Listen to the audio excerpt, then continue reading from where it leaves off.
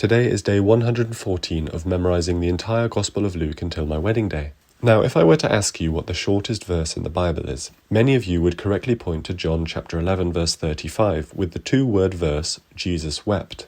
But today's memory passage contained the second shortest verse in the Bible, at least in the NIV translation, which coincidentally says, the second. Now, the sentence does continue, but I often wonder why some verses are so short, whereas others are really long, such as Luke chapter 6 verse 42, which could easily be split into two smaller verses. As it turns out, we have this fellow called Robert SDN to thank for the verse number placement in the New Testament, which he added in his print of the Greek and Latin New Testament in 1551.